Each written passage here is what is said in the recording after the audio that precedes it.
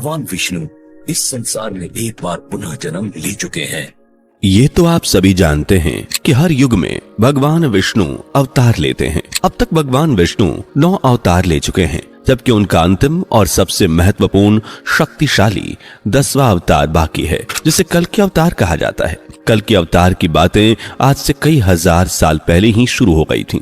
उनके अवतार को लेकर कई तरह की भविष्यवाणी की जा चुकी है, लेकिन यह कलयुग है, पाखंड का युग, जहां असली और नकली में पहचान करना कई बार मुश्किल हो जाता है। ऐसे में साल 1964 में संत गुरुओं ने एक बैठक का आयोजन किया ताकि भगवान कल्कि के असली अवतार की पहचान हो सके। तो क्या है भगवान कल्कि के असली अवतार की पहचान? कैसे पता चलेगा वो हमारे बीच हैं या नहीं? क्या निर्णय निकला संतों के इस सभा में, और क्या कहती है संतों की ये पुस्तक? भगवान कल्कि से जुड़ी वो 13 पहचान कौन कौन सी है, जानने के लिए वीडियो के आखिर तक बने रहें। मित्रों, कई धर्म ग्रंथों के अलावा भगवत गीता में बताया गया है कि जब जब पृथ्वी पर पाप बढ़ेगा, धर्म की हानि होगी, तब तब धर्म की रक्षा के लिए भगवान विष्णु अवतार लेंगे। वर्तमान कलयुग में जब पाप अधर्म अपनी चरम सीमा पर होगा, तब भगवान विष्णु कल्कि अवतार लेंगे, जो उनका अंतिम और सबसे शक्तिशाली अवतार होगा।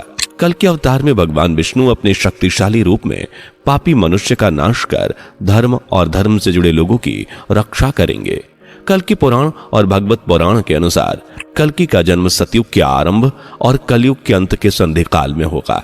वो एक ब्राह्मण के घर में जन्म लेंगे और उनका जन्म श्रावण मास की शुक्ल पक्ष की षष्ठी तिथि को होगा। लेकिन भगवान कल्कि अकेले जन्म नहीं लेंगे, बल्कि उनके साथ 74,000 लोग और जन्म लेंगे, जो उनके अनुयायी होंगे। इसके अलावा 64 धर्मगुरु और 8 सैन्य अधिकारी भी जन्म लेंगे, और ये सभी पब्लिसिटी से दूर एकांत दूर दराज जंगलों में रहेंगे। ऐसे में सवाल उठता है कि भगवान कल्कि को हम पहचानेंगे कैसे? हमारी तरह भारत के साधु संतों के मन में भी यही सवाल था। इस समस्या से निपटने के लिए जुलाई 1964 को उत्तराखंड के कुछ महान संतों ने एक बैठक का आयोजन किया। इस बैठक का मुख्य उद्देश्य भगवान कल्कि की पहचान करना था, जिसके लिए साधु संत विद्वानों ने प्राचीन ग्रंथों और ज्योतिष विज्ञान का अध्ययन किया और कल्कि अवतार नामक पुस्तक में भगवान कल्कि की मुख्य पहचान लिखकर लोगों के सामने पेश की। आज हम इसी पुस्तक के अनुसार भगवान कल्कि की 13 मुख्य पहचान बताने वाले हैं, तो वीडियो को लाइक शेयर करके चैनल को सब्सक्राइब कर लीजिए। पहला, माथे पर चिन्ह। कल्कि अवतार पुस्तक के अनुसार भगवान कल्कि के माथे पर एक चिन्ह होगा जो चंद्रमा के आकार का होगा, जिसे आप यू शेप भी कह सकते हैं। दूसरा, गले पर चिन्ह। कई लोग माथे पर ऐसे चिन्ह बनवा भी सकते हैं, क्योंकि ये कलयुग है जहां पाखंड अपनी चरम सीमा पर है। ऐसे में साधु संतों ने दूसरी निशानी दी है, गले पर चिन्ह। दरअसल कल्कि अवतार के गले पर भी चंद्रमा की निशानी होगी। आपको बता दें कि यह खास बात है कि यह चिन्ह एक रेखा से नहीं बल्कि 2 रेखाओं से मिलकर बना होगा। तीसरा, कंठ पर मणि। भगवान कल्कि की अलग पहचान होगी, उनका कंठ। जी हाँ, उनके कंठ पर एक चिन्ह होगा, लेकिन ये चंद्रमा का नहीं बल्कि कौस्तुभ मणि का चिन्ह होगा।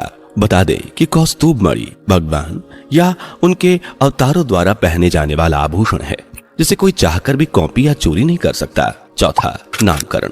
भगवान कल्कि जब अवतार लेंगे तो उनका नाम कल्कि नहीं होगा, बल्कि किसी आम बच्चे की तरह उनके नामकरण की प्रक्रिया होगी, और उनका नामकरण भारत के किसी महापुरुष के नाम पर रखा जाएगा। नंबर 5, नाम का पहला अक्षर। कहते हैं कि नाम ही व्यक्ति की पहचान है। यहां भी ऐसा ही होगा।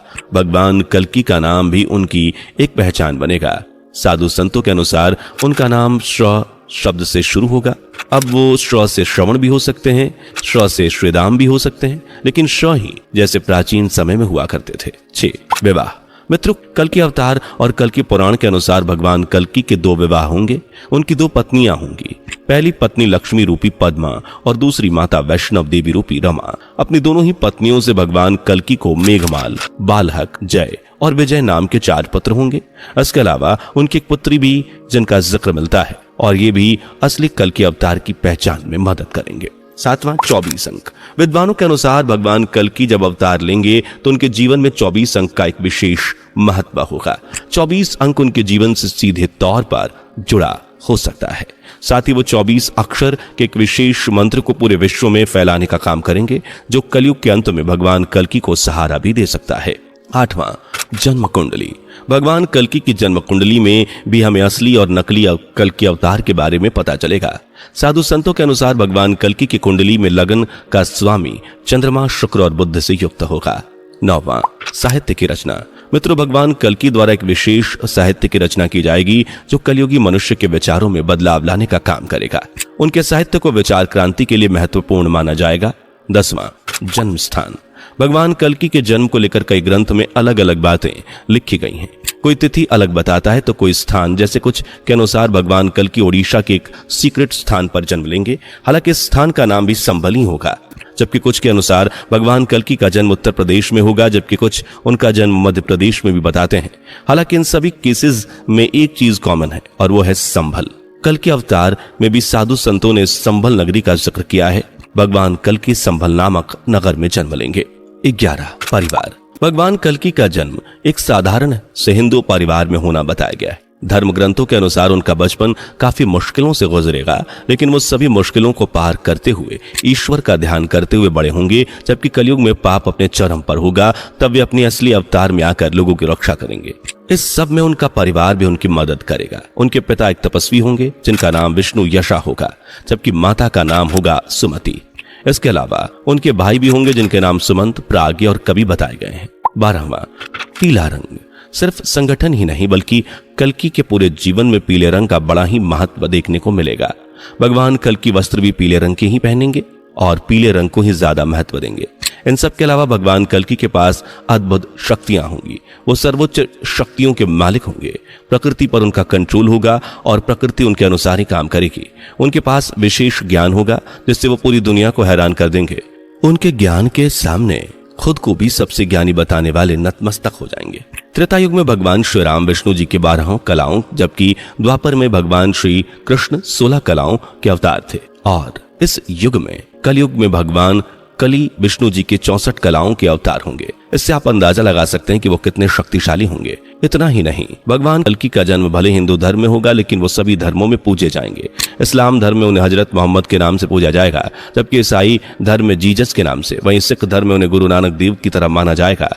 यानी भगवान कल्कि हर धर्म में पूजे जाएंगे।